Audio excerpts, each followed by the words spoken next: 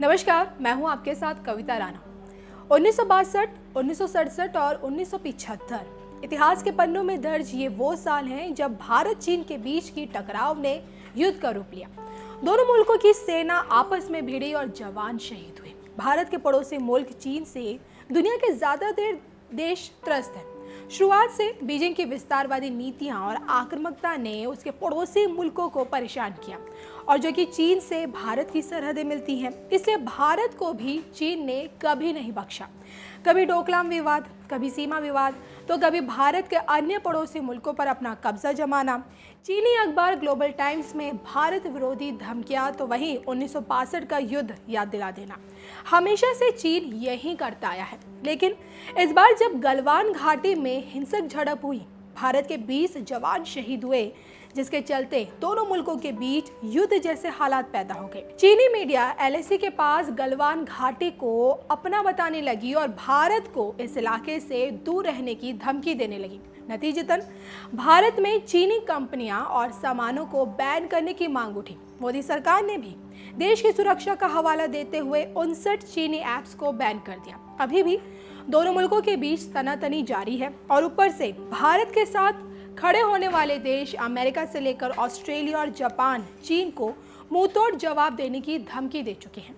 ऐसे में सवाल ये उठता है कि आज के दौर में जब सरहदों पर हिंसक झड़पें हो सकती हैं, तो क्या युद्ध हो सकता है? चीन क्या भारत पर हमला कर सकता है? इस सवाल को लेकर तमाम राजनीतिक पंडित और सेना विशेषज्ञ और ग्रहों की चाल बताने वाले तमाम ज्योतिषाचार्य अपनी अपनी राय रखेंगे। लेकिन अगर फ्रांस के महान भविष्यवक्ता मिशेल दे नास्ट्रादामस की लिखी किताब द प्रोफेसीज के पन्नों को पलटा जाए, तो नास्ट्रादामस की पहेलियों में जिस ग्रह युद्ध और तीसरे विश्व युद्ध से जुड़े संकेत दिए हैं, क्या वो भारत चीन को युद्ध के मुहाने पर लाके खड़ा करते हैं? तो रेना नूरवरेज नाम के एक व्याख्याकार थे, जिन्होंने नास्ट्रादामस की भविष्यवाणियों की व्याख्या करते हुए कहा था कि भारत को तीसरे विश्व युद्ध से जोड़ते हुए चीन द्वारा किए जाने वाले हमलों की बात कही थी। तो नास्ट्रादामस की ज्यादातर पहेलियां और चौपाइयों में लिखी भविष्यवाणियों की व्याख्या करते हुए नूरवरेज के मुताबिक तृतीय विश्व युद्ध के दौरान दक्षिण पश्चिम एशिया में जब पश्चिमी देश यानी कि अमेरिका रूस की संयुक्त सेना अभियान शुरू करेगी, तो मिडिल ईस्ट के सैनिक उपनिवेशों के पास गंगा नदी के मुहाने पर और खाड़ी के आसपास जंग होगी। ऐसा संभव है कि भारत की सीमा में घुसपैठ के बाद सैनिक गंगा नदी के मुहाने तक पहुंच जाए। हालांकि तृतीय विश्व युद्ध के बारे में नास्ट्रादामस का हवाला देते हुए कहा जाता है कि अनिश्वरवादी और ईश्वरवादियों के बीच संघर्ष होगा, और यहाँ खास बात यह है कि चीन का धर्म और वहाँ की सरकार अनिश्वरवादी है और वहाँ कभी कम्युनिस्ट शासन है, जबकि भारत में दक्षिणपंथी माने जाने वाली पार्टी भाजपा की सरकार है। हालांकि भारत से जुड़े व्याख्याकारों ने रेना नूरवरेज की बातों को व्यर्थ बताया। हालांकि नास्ट्रादामस को मानने वाले लोगों का ऐसा दावा है कि डायना की मौत से लेकर एडोल्फ हिटलर के उदय, परमाणु बम, 9/11 हमले और ओबामा को लेकर की गई नास्ट्रादामस की भविष्यवाणियां सच साबित हुई। द प्रोफेसीज में मौजूद चौपाइयों में साल 2020 को विनाशकारी बताया गया, और देखिए ना कि 6 महीने हो चुके हैं, फिर भी समूची दुनिया पर कोरोना वायरस छाया हुआ है। ऐसे में कहना गलत नहीं होगा कि नास्ट्रादामस की भविष्यवाणियां कहीं ना कहीं भारत के खिलाफ चीन के किसी बड़ी कार्रवाई को बल जरूर देती है। भारत माता की जय, भारत माता की जय, भारत माता की जय। साथियों, आपका ये हौसला,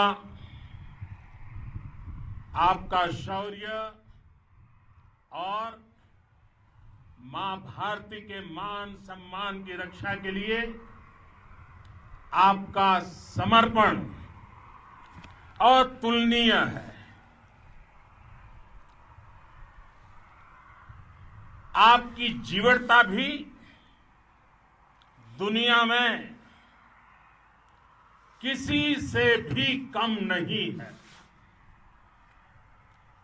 जिन कठिन परिस्थितियों में,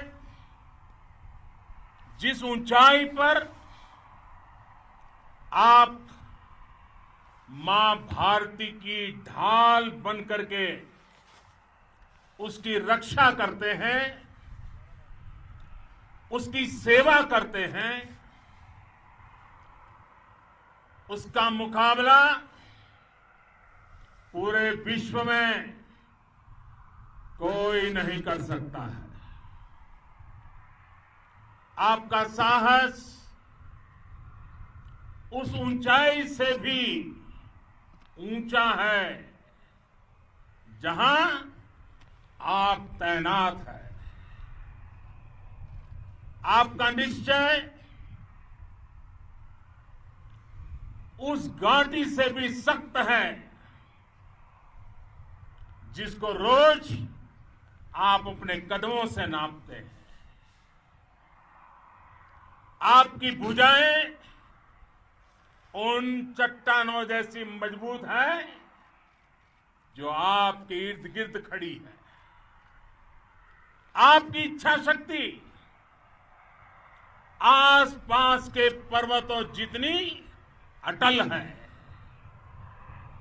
आज आपके बीच आकर मैं इसे महसूस कर रहा हूं, साक्षात अपनी आंखों से इसे देख रहा हूं।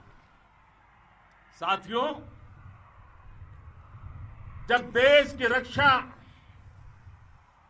आपके हाथों में है, आपके मजबूत इरादों में है, तो एक अटूट विश्वास है। सिर्फ मुझे नहीं, पूरे देश को अटूट विश्वास है और देश निश्चिंत भी है। आप जब सरहद पर डटे हैं तो यही बात प्रत्येक देशवासी को देश के लिए दिन रात काम करने के लिए प्रेरित करती है। आत्मनिर्भर भारत का संकल्प आप लोगों के कारण, आपके त्याग, बलिदान, पुरुषार्थ के कारण और मजबूत होता है। और अभी जो आपने और आपके साथियों ने वीरता दिखाई है, उसने पूरी दुनिया में यह संदेश दिया है कि भारत की ताकत क्या है। और मैं मेरे सामने महिला फौजियों को भी देख रहा हूं। युद्ध के मैदान में, सीमा पर यह दृश्य अपने आप को प्रेरणा देता है। साथियों, राष्ट्र कवि रामधारी सिंह दिनकर जी ने लिखा था, जिनके सिंहनाद से सहमी, जिनके सिंहनाद से सहमी, धरती रही अभी तक डोल।